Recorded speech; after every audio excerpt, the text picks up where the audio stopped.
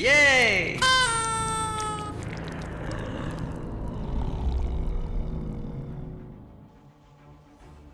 Hey everyone, welcome back to Promethean Paints. Today's a special one.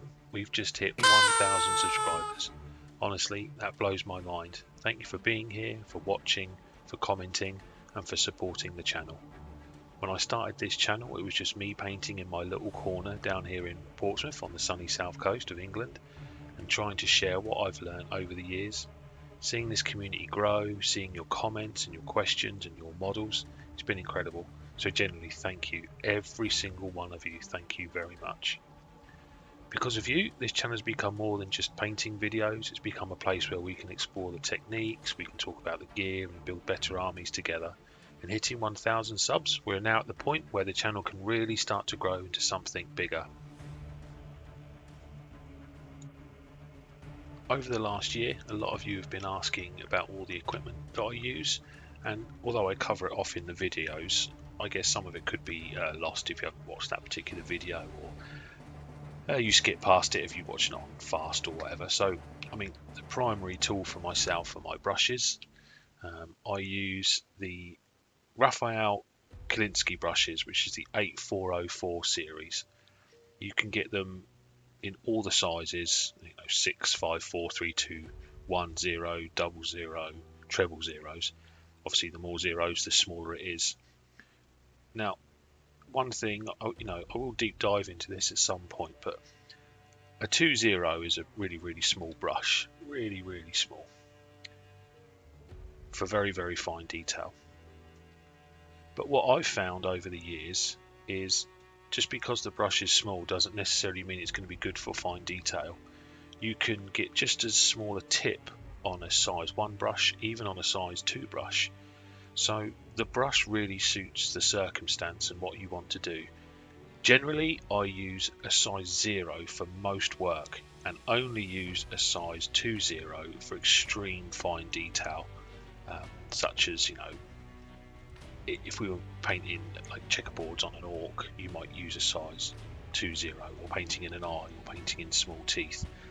But a size 0 brush gets you a very, very long way. And in later videos, which we'll discuss a bit later on, I will discuss other brushes, brush techniques and the right size brush for the right size technique as well. For dry brushes from Amazon, I bought some Artify dry brushes. You got about 6 in a bundle. This is a size like 13. I'm not quite sure what the size means, but you can get them from big ones all the way down to little ones in one little box set. No matter which dry brushes you get, I do recommend these lovely fine haired rounded ones. Really good for dry brushing, and they're also good for even heavy dry brushing, almost slapping paint on in a stippling type motion. So I don't use dozens and dozens of different types of brushes, so I just go to my Raphael Kalinsky's 8404s, which are around about the same sort of price as your Warhammer paint brushes, and then the Artify dry brushes. But really, if you're really into your miniature painting, definitely go for the Kalinsky Sables. Synthetics are okay, but your Kalinsky Sables give a much better finish. They last longer, the point stays a lot finer. Look after them, wash them out all the time. Make sure you wash out from the bezel as well. I just use hand wash soap when I'm washing my brushes. I don't necessarily use brush soap. I just find that a little bit of hand soap goes a long, long way in cleaning out your brushes. And then always remember, a brush is never dead. Keep your old brushes. These are all the old ones that I've gone through. They're good for slapping down paint, doing bases, oil washes. Yeah, keep your old brushes. Only ever throw it away when there's no hairs left. For my wet palette, I use the Red Grass Everlasting Wet Palette, the light one. I find the big one's just a bit too big for my desk, and obviously you get the hydration sheets. Wet palettes to me are as important as my brush. They keep the paint malleable, they keep it going for a lot longer than just putting it on like a little china plate or a plastic pot. You can mix colours easily, create washes on there. It's just a go-to must-have, I think, for painters now. You don't necessarily have to have one, but it's just a tool I think everyone needs to have. They are now relatively cheap in price. When they first came out, they were quite expensive, but now I think the pricing of them is much better. And yeah, the only annoyance is you've got to keep buying your wet palette sheets. Now there are videos on YouTube about how to make your own from white baking parchment in a little tub, so that's definitely a way to go forward. But a wet palette, I would say, is a must-have tool. And now a contentious subject: airbrushes. As you all know, in my videos I use an airbrush a lot, but I don't use very expensive airbrushes. I use relatively cheap airbrushes, but ranging between £25 and £35.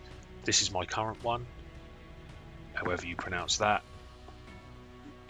This is it. I've been airbrushing for over 10 years. I've used very, very cheap airbrushes and very, very expensive airbrushes. I find the very, very expensive airbrushes give really good finishes, but the work I do, I don't necessarily need those real fine detail points that they can offer. And my fear is if I break or damage or cause problems with a very, very expensive airbrush, it costs lots of money to keep replacing it. These airbrushes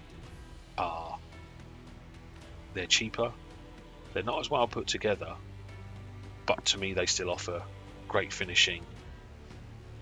They're easier to use, easier to maintain, and if after a year to 18 months it does break, it's just a £35 or £25 outlay instead of a couple of hundred. So yeah, airbrushing is a hobby within our hobby. I use it, I love using it. It took a while to get used to the airbrush, but practice. If you're thinking of getting into airbrushing, I am considering making some videos, but there's a lot involved with airbrushing. How to thin paints, the pressure, the bar. It can go on for quite a while, and sometimes it can be down to the temperature, if it's too hot, if it's too cold in your environment, what paints you use, how you thin your paints. So it can go on. It's quite the learning curve, but I can certainly give a starter's guide. And yeah, if you're interested in that, just drop me a message and I can certainly look into doing a video. In terms of the compressor, I just used one I got off Amazon. I think it's like a Thankyou compressor. Again, nothing fancy. I think in total my whole kit is around £100. If you are thinking of getting an airbrush, what I would suggest is you get what they call a dual action gravity fed. So gravity fed just literally means that you put the paint in the little container at the top here, so that screws into there. Oh, come on. Yeah, that screws into there. Then you put your paint in there, so it's gravity fed. And then dual action means it's one press down for the air to start flowing out, and then pulling it back releases the paint. So dual action, down for air and the paint, and off and up. So yeah, if you're looking to get an airbrush, always go for gravity fed dual action. Paints. Now, as you can see, and if you've watched my videos, you know I use paints from all over the place. So I use AK paints, Army Painter paints, Warhammer paints, Liquitex for inks, some of these Ionic ranges, Green Stuff World, and Vallejo. It all depends. Every range has slightly different colours from everybody else. It just depends on the specific colour you're trying to get, the outcome you're trying to achieve. Some paints aren't very good. One colour might not be good in a blue, one might be really good for a red. It totally depends on the outcome you're trying to achieve and the colour you're using. AK Intense White has always done it for me. There are other whites out there, but this has always been my go-to for years now. The same with the Army Painters Matte Black. It's just a good black. It's matte finish. It's not shiny. I like it. Warhammer paints, there are some that I still use. I don't use very many anymore.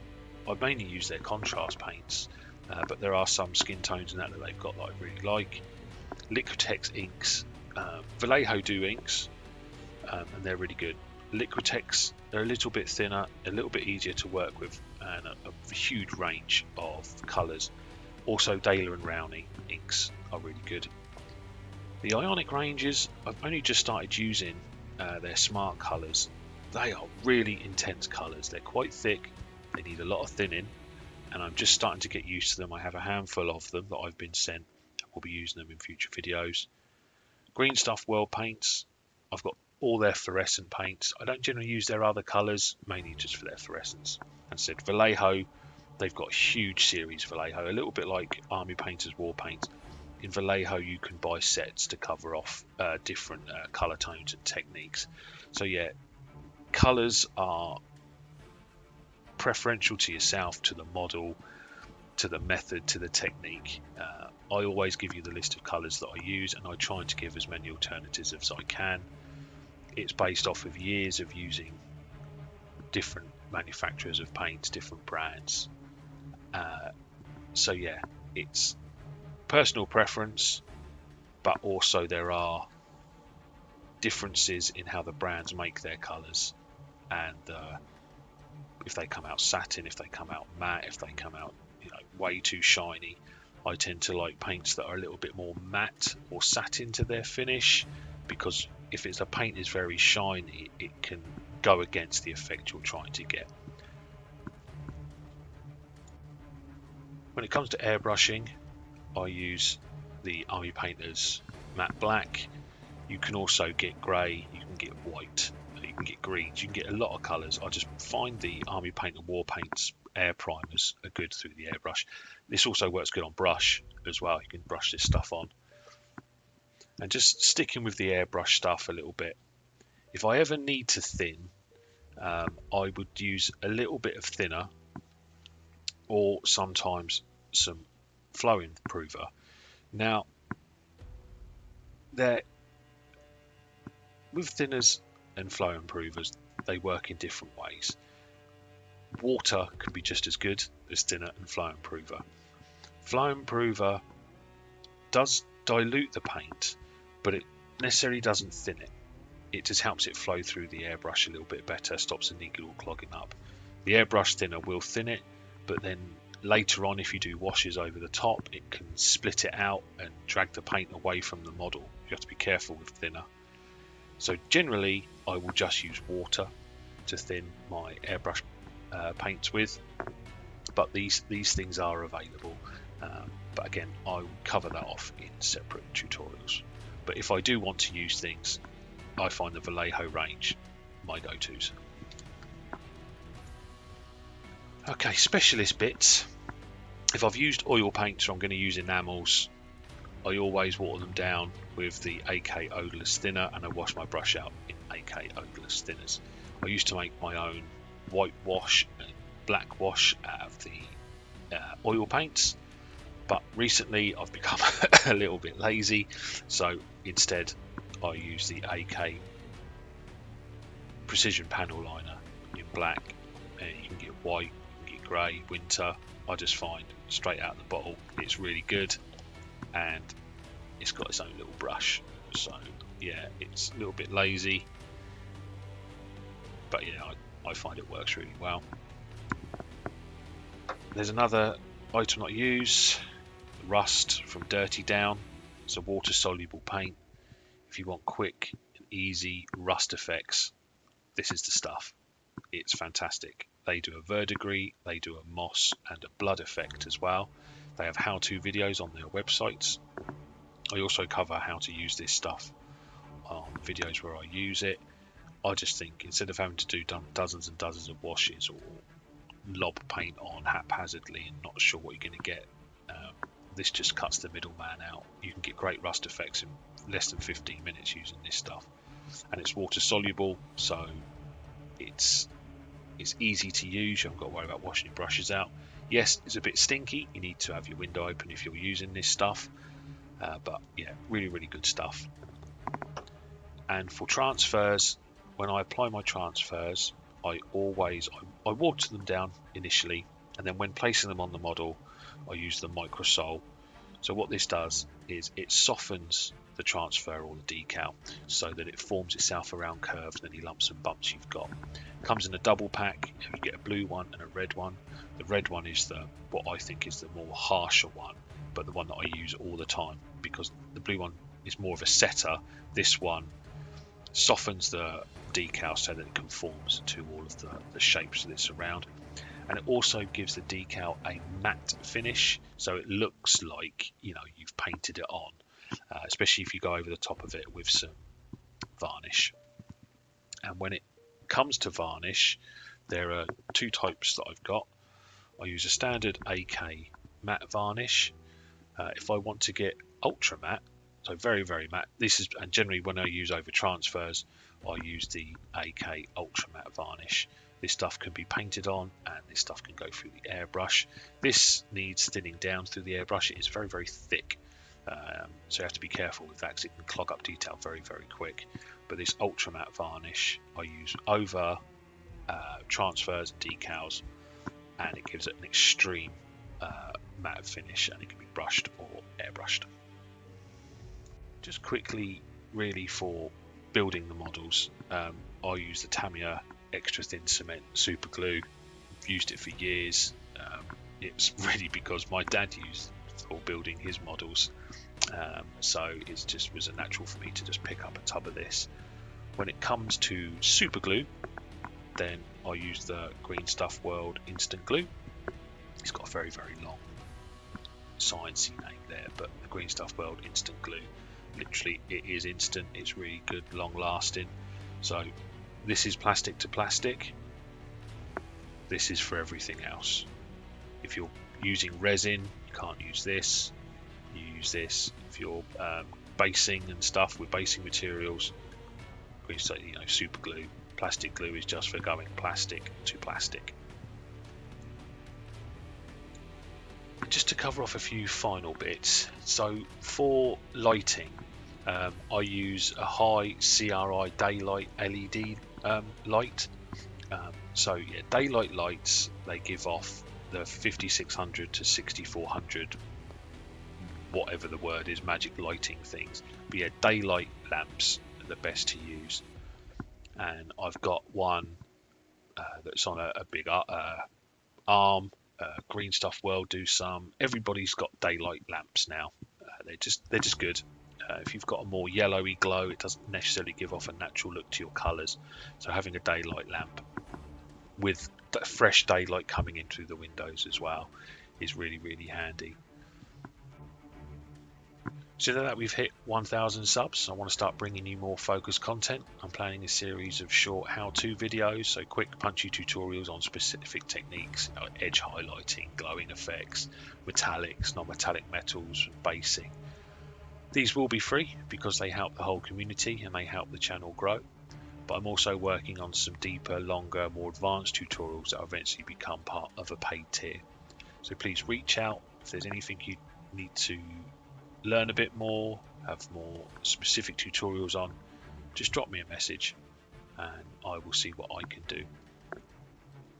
So yeah, once again, thank you for the 1,000 subscribers. This is just the beginning. Stay tuned, keep painting, and I'll see you in the next one.